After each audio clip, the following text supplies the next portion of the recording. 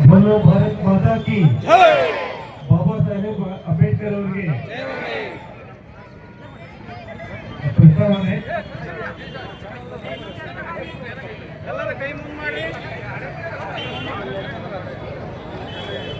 ಭಾರತದ ಜನಗಳಾದ ನಾವು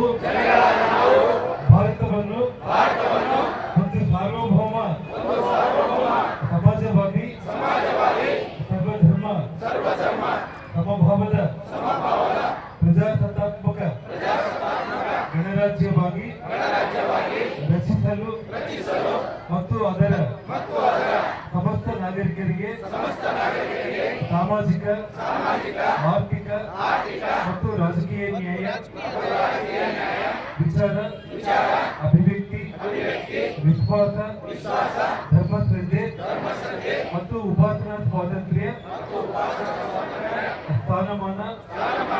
ಹಾಗೂ ಅವಕಾಶ ಸಮಾನತೆ ದೊರೆಯುವಂತೆ ಮಾಡಲು ಮತ್ತು ವ್ಯಕ್ತಿ ಗೌರವವನ್ನು ರಾಷ್ಟ್ರದ ಏಕತೆಯನ್ನು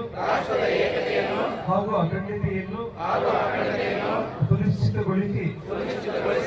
ಅವರಲ್ಲಿ ಭಾತೃಭಾವನೆಯನ್ನು ವೃದ್ಧಿಗೊಳಿಸಲು ಶ್ರದ್ಧಾಪೂರ್ವಕ ಸಂಕಲ್ಪ ಮಾಡಿದವರಾಗಿ ನಮ್ಮ ಸಂವಿಧಾನ ಸಭೆಯಲ್ಲಿ 1949ನೇ ಇಸವಿ ನವೆಂಬರ್ ತಿಂಗಳ 26ನೇ ತಾರೀಕಾದ ಈ ದಿವಸ ಈ ಮೂಲಕ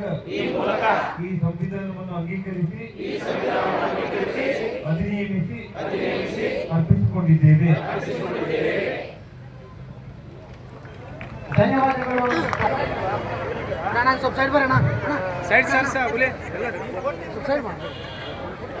ಈ ಒಂದು ಭಾರತದ ಸಂವಿಧಾನದ ಈ ಹೊತ್ತಿನ 1949 ಇಸ್ವಿ ನವೆಂಬರ್ 26ರಂದು ಸಂವಿಧಾನವನ್ನ ಡಾಕ್ಟರ್ ಬಾಬಾ ಸಾಹೇಬ್ ಅಂಬೇಡ್ಕರ್ ಅವರು ಬರೆದು ಮುಗಿಸಿ ಸರ್ಕಾರಕ್ಕೆ ಒಪ್ಪಿಸಿದಂತ ದಿವಸ ಇದು ಬಹಳ ಮಹತ್ವದ